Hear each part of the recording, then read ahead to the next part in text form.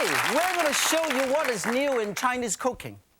As we all know, new technology make cooking a lot more fun and make it a lot easier. Rare and exotic ingredients are more readily available all over the country. And all of these make cooking a lot more fun and give new cooking technique a tremendous impact. So all of us can do all kinds of dishes, doesn't matter where you live in the country. In recent years, Chinese chefs are also adapting new techniques, new ingredients, creating new dishes. I'm not quite sure how many of you have gone to a Chinese dim sum restaurant and tried spring roll. You know what they serve you the sauce? Worcestershire sauce. Rather than the traditional plum sauce and sweet and sour sauce, they serve with Worcestershire sauce. How many have ever tried this before? Raise your hand. See? Half out of the whole audience. That means when you go out to a restaurant nowadays, you see ketchup, you see a lot of things that we have never seen before. This particular dish I'm going to show you is one of my favorite and one of the most wonderful dishes which I have created a couple years ago. It's called chicken with fragrant fruit sauce. All you really need is some chicken grounded up, and then you can make it into a little ball. And then you have all of these ingredients. We have honeydew, which you make it into a little ball. Use little honeydew ball, a little scoop out of these, like this one. You can have big ball, small ball, medium ball, doesn't make any difference. I am giving you a scoop of the New World Chinese cuisine because this, most likely you have never seen this in most Chinese restaurants. After this, besides this, we also have ground or chicken puree and make it into shape it into a ball, okay? I'm going to get a little bowl here, okay? And a plate, because I want to show you how easy it is the Chinese make a little ball. You see, you slightly wet your hand a little bit, and then you scoop a tiny bit of this puree chicken, and you squeeze the darn thing like this, look. You see this? Now you have one ball. And then you squeeze it again. Now you have two balls. You see this? This is how the Chinese make the ball. Now, after all these, you can also, I want to show you the other ingredient. After this, you chop up some walnut or some peanut and roll this into this. Look at this. Roll this up like this. So to make it into a walnut-coated chicken ball. And you have chicken ball, you have melon ball, you have lychee, like this. This is lychee fruit I want to show you. This is lychee fruit. It also shaped like a ping pong ball. You have all kind of ball. Am I having a ball or what? Now, we put this over here. I have shaped this, a few of these extra, a little bit earlier. I'm going to deep fry this. It's very easy to do. I'm going to deep fry this in this hot oil. And while I'm deep frying this, I want to make the fragrant fruit sauce. How can you tell whether the oil is hot enough? Now, as I said repeatedly, you never put anything in until the oil is hot enough. You see, one of the things is make sure it is hot and make sure the bubble is coming out. The bubble is coming out. You may not be able to see it because you have to use a microscope to do it. But let's put it in, it's hot enough, about 360 degrees or so. Don't do it when it's about 200 degrees. Otherwise, you soak up instead of being deep fried. Can you see? Everything is being deep fried. Do not slam dunk the darn thing. Otherwise, it can get very thin. Make sure to graciously, carefully drop it in, okay? In the meantime, we're going to make the sauce. Here, I have some lemon juice, about 1/3 of a cup to 1/4 of a cup. Let's remove these. And I have some, about 1/2 a cup to 1/3 of a cup of these nice honeydew puree. Make it into a fruit sauce, okay? And then I also have a tiny, tiny bit of tomato paste.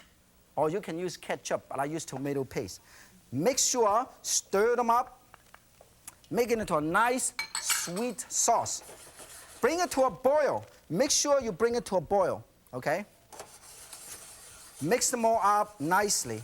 You can use a saucepan. You can use a frying pan. It doesn't really make any difference. How many of you like lychee? In the Orient, you can buy fresh lychees in the month of July, August, and September. Okay? Here, most of the lychee is canned. You can buy them in a can. But I know that recently, in Florida, they're growing fresh lychee. Anybody know that in Florida, they're growing fresh lychee? You can buy fresh lychee in about August for about 6 weeks. Stir this, put a tiny bit of sugar to give a touch of sweetness. And then, let me remove all these. And then, we are going to thicken it up with tapioca starch. Make a tiny bit of tapioca starch or cornstarch. Stir. And then in the meantime, you make sure you check your chicken ball is done. How can you tell the chicken ball is done? It turned into nice golden brown, and also it flows on top like this. Can you see this? It's floating all over. Can you see this? If it's not floating, you scoop it up and let it float. Then it will be floating. Normally it takes about 4 to 5 minutes to deep fry this. When it's done, you scoop it out and you put it over here and let it drain well, okay? Let it drain well. Look at this. And then you are going to get a plate. Get a plate, put all this honeydew melon ball, water chestnut. If you want, you can even put water chestnut. But you can put this lychee fruit, put it right over here. This is a very, very nice dish. When you are ready, you put the chicken ball right in here, and then you get a plate. Look at how wonderful it works. Stir, mix well, and then you put the whole thing right here. Look at this. The dish is round. The melon ball is round. The chicken ball is round. And the lychee looks like a ping pong ball. So everything is round. I always joke with people, this is a well-rounded dish. Now, next, I am going to do a wonderful dish with prawn. But first, I am going to take you to a supermarket where they sell a lot of seafood. I'm going to take you to a fish market. Everybody loves shellfish. Me too. I'm going to show you a few of my favorite. Here, we have, of course, oyster in the shell. We have clam, steamed black bean sauce. Clam is wonderful. You can also stir-fry it. And here, we have fresh prawn with the head. Can you see how beautiful? Nice and firm shell, not soft and mushy. Here is everybody's favorite. This gentleman is armed and dangerous. Fortunately, we can find this. Here is the crab, also armed and dangerous. Don't ever put your finger right inside here, you can get caught. Of course, this is one of the most precious of all shellfish. This is abalone, fresh. Can you see how beautiful this is? You have to clean this up. All of this shellfish, you can use it in a variety of dishes. I want to show you the strange looking one. This is a long neck clam. They call it gooey duck. When you use it, you slice it up. You can eat it raw. You can put it in soup. You can stir fry it. I'm going to show you how to do some of these wonderful, delicious, sweet shellfish today. But since the gooey duck, it is so ugly, so I decided to show you one of my favorite shellfish, shrimp. I'm going to show you how to do a very exciting, simple dish called stir-fry prawn or shrimp with sesame creamy sauce. You can call it sesame creamy sauce or creamy sesame sauce. Nobody cares. Here, particularly when you are confused, you don't know which name to use, it doesn't make any difference. You start with a prawn. And then the easy way to shell this is you start like this. One, you just turn them around, and then you do it once again. And the whole thing comes out like this. So you just kind of squeeze this out, and the whole thing comes out. It's very, very simple, okay? And then after that, all you have to do, in the meantime, let me heat up my wok. So this way, we can start cooking. This is not butterfly. I just kind of devein this. I can slide this a little bit and remove the vein. You should do all of this at the same time. Can you see the little vein, little piece of vein? And you put it right here or right here. Oh, please go away. Got stuck. And then I am going to show you how easy it is. All it takes is about 3 minutes. I remember I used to be very, very conservative, very, very old-fashioned. I would always say, Nouvelle cuisine? No way. Everything is traditional. But until I discovered this dish. Now, I think if they will give out Nobel Prize in cooking, this is definitely one of the nominations. Wonderful. Heat up the wok, put approximately 2 teaspoons. You can use butter, or you can use margarine. And I want to cut down the calories, so I use vegetable oil. And I put this over here. And then, in the meantime, we're going to marinate the prawn with a tiny bit, 1 tablespoon of wine, or dry sherry, and about half a teaspoon to 1 teaspoon of cornstarch, and also mix them all up right here. And then also use a tiny bit of salt and a tiny, tiny bit of white pepper already in this marinade. Set it aside. Marinate it anywhere from 2 hours up to 2 months. No, you should not marinate it for more than 2 hours. But even 15 minutes is good enough. You stir this and make sure to set it aside. You can even put a tiny, tiny bit of cornstarch. Sprinkle a tiny bit of cornstarch. This way, it will seal in the juice and give that nice, shiny glaze. And then, when the wok is hot like this, can you see that? The wok is nice and hot. You stir fry this. Look at this. Stir, put it right in here. Very hot. And you toss these. Wow! It is hot. You can tell this is very, very hot. And then if it's too hot, you can always turn it down a little bit. When it turns pink, this is definitely cooked. You should not wait until the damn thing turns brown. When it turns brown, the damn thing is way overcooked. Stir, toss, and then in the meantime, we're going to make a sesame sauce. Can anybody say this? Sesame sauce. I speak better than I cook. But I cook faster than I speak. Stir. And then in this bowl, we're going to put some mayonnaise. See, this is truly East meets West. A tiny bit of sugar, and also rice vinegar, and also use sesame seed oil. Okay? Move them around. Put a tiny bit more sesame seed oil. In the meantime, you should not forget. Otherwise, you will be in trouble. And then, if it's too hot, very simple. You simply remove. You see, that's what I do. Mix them all up, mix them all up, and then toss these in. If it is a little bit too thick, all you have to do is add a little bit more vinegar, and then put it right in here, and then we can serve the whole dish. Let me show you how easy it is. Stir fry. Stir the whole dish. When it's done, all you have to do is put this right in here. And then, look at how gorgeous it looks. Look at this. Coat it with a tiny bit of sesame seed. A tiny bit of sesame seed and a tiny bit of green onion or parsley, and it would be wonderful. Here, to complement this particular menu, I also fix some triple mushroom soup, which I will serve, because this is basically with 3 different kinds of mushroom. Regular button mushroom, cultivated mushroom, shiitake mushroom, straw mushroom, and we'll garnish it with enoki mushroom. Look at this, how wonderful. This is going to be wonderful. And of course, you thicken it a tiny bit with half and half cream. There's no dairy product in China. So when I was growing up, I was never exposed to cream, milk, because besides I have a slight problem with milk. I have lactose intolerance.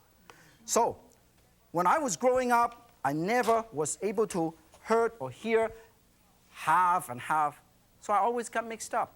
And then I found out half and half means half cream, half milk. Or you can call it half milk, half cream. When you look at it, I don't know which one is which. But anyway, this is going to be wonderful. You garnish it like this with enoki mushroom, a few green onion, and a tiny bit of shiitake mushroom. Both of these beautiful dishes.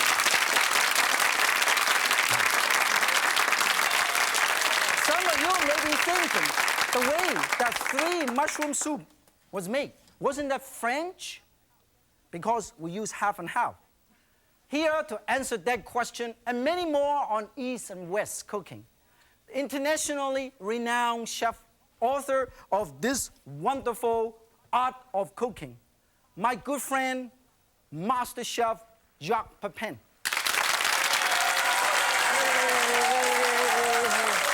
Welcome to the Yankee Cook Show. Jacques, what was it like to cook for the president? Well, the president ate like everyone else, you know, nothing special. Do they try or do they like Chinese food at all? I never tried on the go, but maybe I should have. He would have liked it. A little bit late. Yes, a bit late. But anyway, but seriously, how is Asian cooking being received in Europe, particularly in France? Well, in France particularly, Chinese cooking is very fancy. The restaurant would be very expensive, serving very, you know, shark fin, bird's soup, winter melon, expensive stuff, things that you couldn't find in the US or anywhere else, but you can find in France. Uh-huh. Now, yes. Today, what are we going to cook? I'm going to show you how to bone out the chicken, and the technique that I use there, or the way it's cooked, it's Chinese a little bit. Then you're going to do the stuffing Yeah, for me, but right? what is the name in This What's the name of the particular dish? This is a ballotine of chicken. Ballotine of chicken. I Lucette, never heard of what ballotine is. Ballotine is bone out and roasted. Galantine is bone out and poached, you know. Just like in Chinese. Yeah. So while you're doing that, can I give you a hand to do the filling? Start doing the filling, yes. Okay. So what I'm going to do is start cutting out the end of those. This is what they do in Chinese, you know. They do those little thing like this, you know, which are... You show me how to do that, right? Pulling this out to do the little... 200 years ago, you know. To do the little... Isn't that amazing? So here in France... I've never done this in my entire life. Oh, yeah. We're taking the wishbone out now. So there is that wishbone on the side, cut on each side, and just pry it out open with your finger here to have that type of triangle, you know, which is in the way. Then you put the chicken on its back and cut the skin of the back. This is it.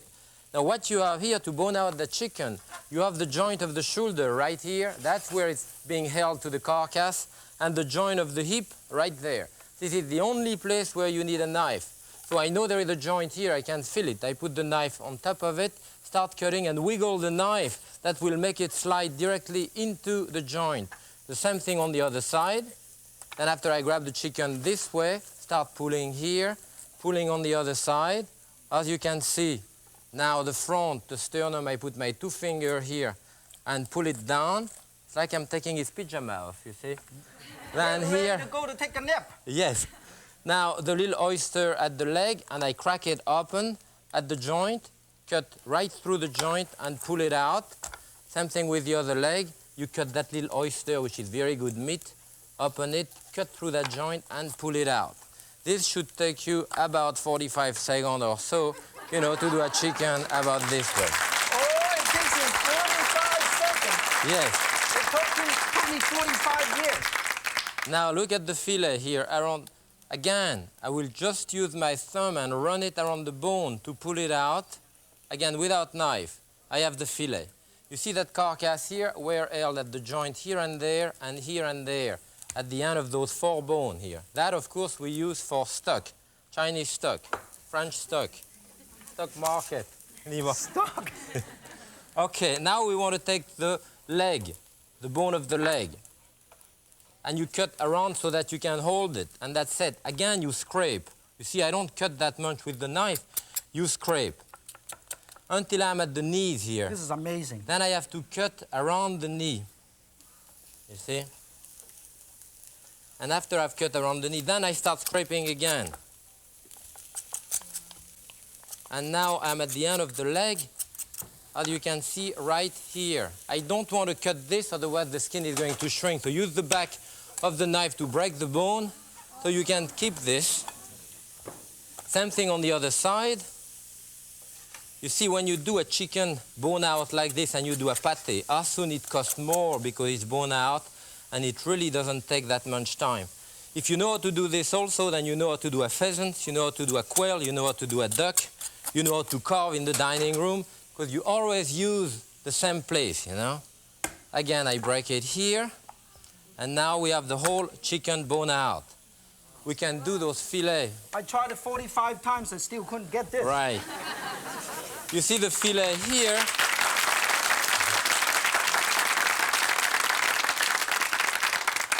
We scrape out that little sinew in the fillet.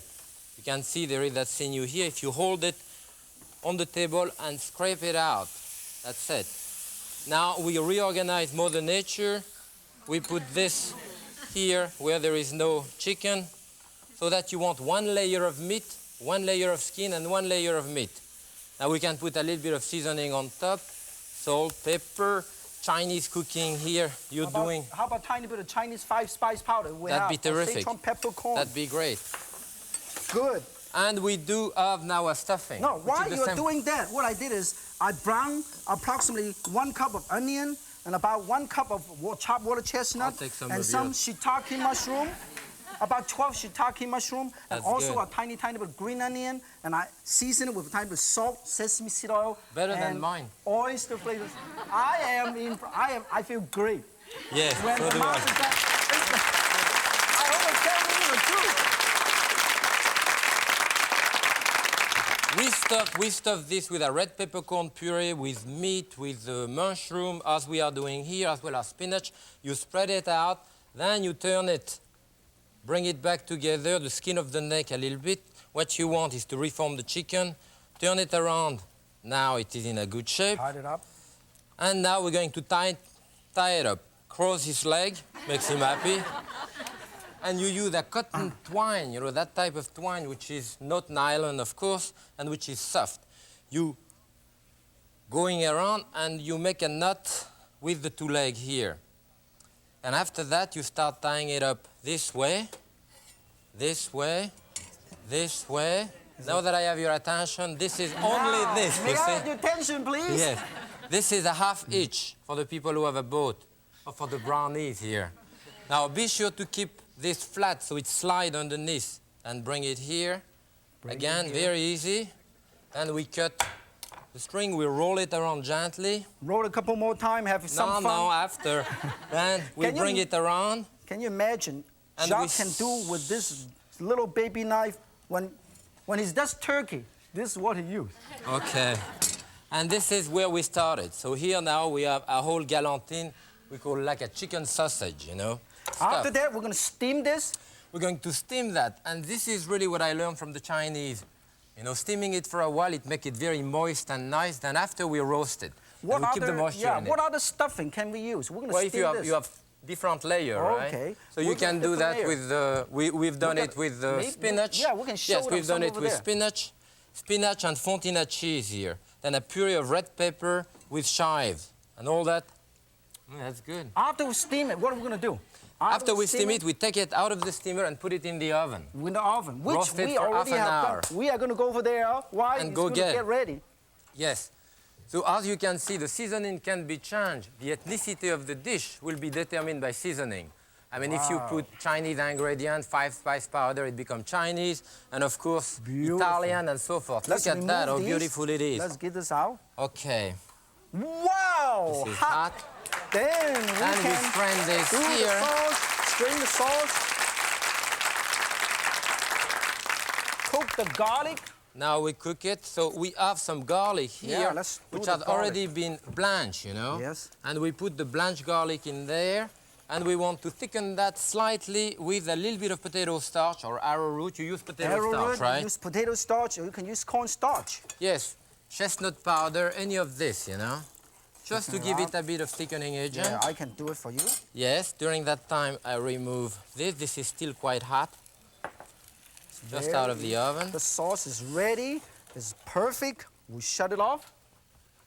And now I cut this open to show you the inside. Well, this is hot. This is hot, but this is gorgeous. Look how gorgeous this looks. So When it's done, we put this over here. Put the sauce. Look at how beautiful. Very good. We have a good time today. I hope the audience have a good time and the people at home have a good time. And like I said, if Yang can cook, so can you. How do they say it in Chinese? It's goodbye in Chinese. Goodbye. Au revoir. Au revoir. Merci. Very good.